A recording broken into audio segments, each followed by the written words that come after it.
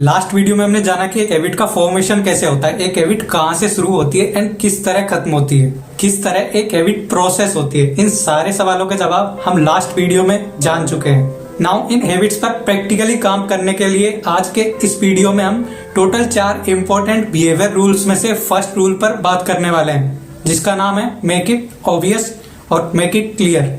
And साथ ही इस video के एंड में इस फॉर्म की इन्वर्जन फॉर्म के बारे में भी हम डिटेल में जानने वाले हैं। तो अगर आप इस टॉपिक को सीरियसली अच्छे से समझना चाहते हैं तो इस वीडियो को पूरा लास्ट तक देखिए, वरना यहीं से ये वीडियो स्किप करके किसी दूसरे वीडियो को देख सकते हैं।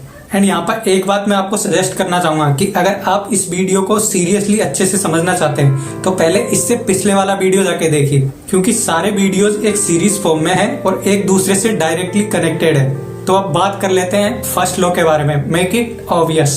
अब यहाँ पे फर्स्ट लॉ क्या कहता है? फर्स्ट लॉ कहता है कि कैसे हम किसी हैबिट को इतना ऑब्वियस बनाएं कि उसे देखते ही हमारा क्यू क्लियर हो जाए एंड हम सक्सेसफुली उस हैबिट को परफॉर्म कर पाए। एंड ये किसी भी नई हैबिट को सक्सेसफुली इम्प्लीमेंट करने का सबसे इफेक्टिव तरीका है।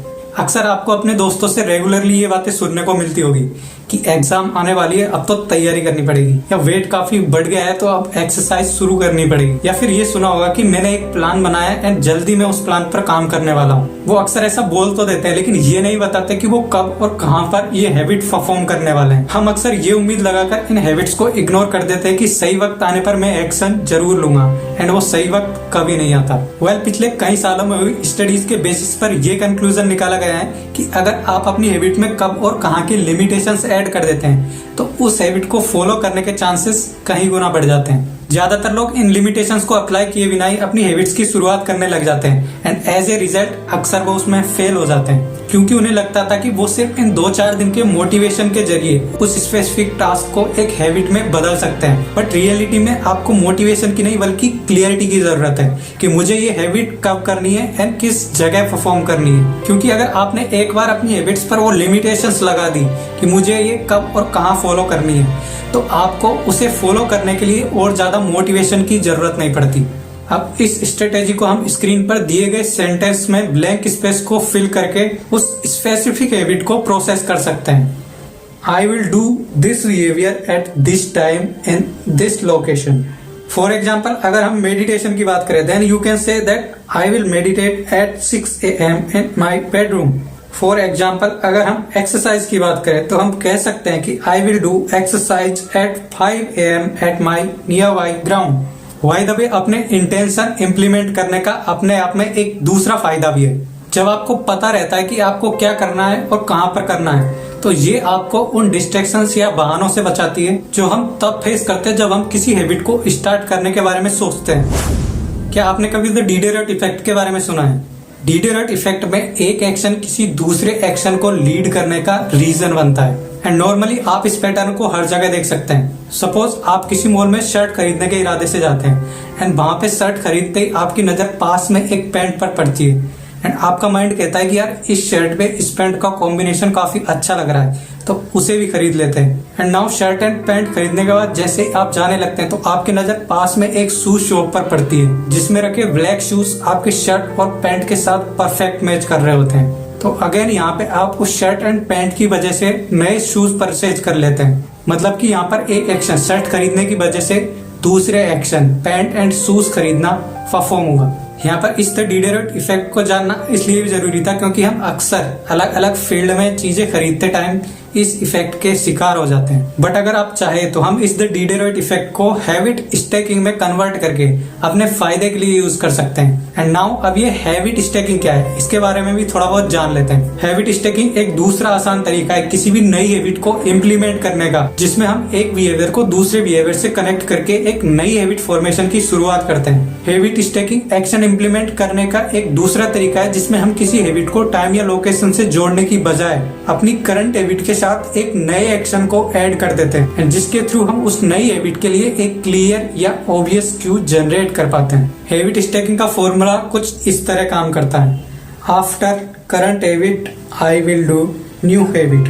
फॉर एग्जाम्पल, अगर हम मेडिटेशन की बात करते हैं तो आप कह सकते हैं कि आफ्टर हैविंग टी और coffee I will meditate. And वहीं अगर हम एक्सरसाइज की बात करते हैं तो आप इसे कुछ इस तरह रिलेट कर सकते हैं that after doing morning exercise I will take a shower. इस तरह हैबिट स्टैकिंग एक तरह से द डिडरट इफेक्ट का ही पॉजिटिव वर्जन है, जिसमें हमें एक बिहेवियर की वजह से दूसरे बिहेवियर को लीड करने का नेचुरल मोमेंटम मिलता है। एंड इसमें आप एक दो नहीं बल्कि एक साथ बहुत सारे एक्शंस को कोरिलेट कर सकते हैं। फॉर एग्जाम्पल मैं कहूँ कि मैं मॉर्निंग में सुबह उठते ही चाय या कॉफी पीने के बाद 10 मिनट मेडिटेट करूंगा और उसके बाद जस्ट एक टू डू लिस्ट बनाऊंगा और तुरंत उस काम को शुरू करने में लग जाऊंगा। देखा आपने कितना आसान है एक टास्क से दूसरे टास्क को रिलेट करना। और फिर उसकी डेली प्रैक्टिस के थ्रू बहुत ही कम समय में आप पाएंगे कि आप अपने डेली रूटीन में एक नई हैबिट ऐड कर चुके हैं। बट यहाँ पर एक चीज ध्यान देने की जरूरत है कि आप किस टाइम पर अपनी हैबिट को प्रोसेस कर रहे हैं एंड उसे उस टाइम पे प्रोसेस कीजिए जब उसके सक्सेसफुल होने की पॉसिबिलिटी सबसे ज्यादा है। लाइक आप एक्सरसाइज करना मॉर्निंग में परफॉर्म कर सकते हैं, वहीं एक वॉक को खाना खाने के बाद रात में परफॉर्म करना प्रीफर कर सकते हैं। तो first law of behaviour change make it clear कुछ इस तरीके से प्रोसेस होता है, जिसे आप रेगुलरली फॉलो करके एक नई हैबिट अपने रूटीन में डेवलप कर सकते हैं। नाउ सबसे लास्ट में अब हम फर्स्ट लॉ के इन्वर्जन फॉर्म के बारे में भी जान लेते हैं, जिसका जिक्र अपने वीडियो की शुरुआत में किया था।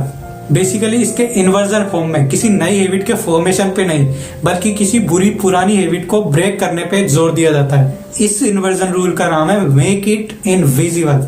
ये अप्रोच अभी तक बताई गई दोनों अप्रोचों से बहुत ज्यादा कारगर साबित हो सकती है अगर आप सीरियसली अपनी हैबिट को ब्रेक करना चाहते हैं। एंड इस अप्रोच को प्रोसेस करने के लिए सबसे इम्पोर्टेंट टास्क होता है उस क्यू के एक्सपोजर को कम करना, जो कि बार बार आपकी क्रेविंग्स को ट्रिगर करता रहता है। फॉर एग्जाम्पल अगर आपको बहुत ज्यादा टेलीविजन देखने की आदत है तो सिंपल सा आप उस टेलीविजन को अपने बेडरूम से निकाल के किसी दूसरे रूम में शिफ्ट करवा दीजिए। ना तो आपको टेलीविजन दिखेगा और ना ही आपको बार बार उसे देखने की क्रेविंग होगी। सेम उसी तरह अगर आपको खाना खाते टाइम मोबाइल चलाने की आदत है तो खाना खाने से पहले अपने मोबाइल को किसी दूसरे रूम में रख दीजिए जहां वो आपकी पहुंच से दूर हो। अब इसमें आपको ना तो मोबाइल दिखेगा ना ही आपको चलाने का मन करेगा। बाकी अगर आप भी बहुत ज्यादा स्क्रीन यूज से परेशान है एंड अपने स्क्रीन टाइम को कम करना चाहते हैं तो उसके बारे में हम already how to utilize screen time वाले वीडियो में डिस्कस कर चुके हैं। वीडियो का लिंक आपको डिस्क्रिप्शन बॉक्स में मिल जाएगा, आप वहां जाकर वीडियो देख सकते हैं। बाय द वे अपनी हैबिट्स पर सेल्फ कंट्रोल एक शॉर्ट टर्म के लिए तो काम कर जाता है लेकिन एक लॉन्ग टर्म में वो फेल हो जाता है, क्योंकि शुरुआत में एक दो बार तो हम अपनी क्रेविंग्स को छुपा सकते हैं लेकिन लॉन्ग टर्म में कहीं ना कहीं ये क्रेविंग हमारे ऊपर हावी हो ही जाती है। बट अगर आप लॉन्ग टर्म के लिए अपनी हैबिट्स को चेंज करना चाहते हैं तो आपको इस बिहेवियर चेंज के फर्स्ट लॉ के अलावा second, third and fourth law को भी अच्छे से समझना और उसे अप्लाई करना होगा। तो बने रहिए हमारे साथ। नेक्स्ट वीडियो में हम जानेंगे कि second rule of behaviour change क्या कहता है। आई होप इस वीडियो के थ्रू आपको काफी कुछ सीखने को मिला होगा। And that's all, pin to point, love to do.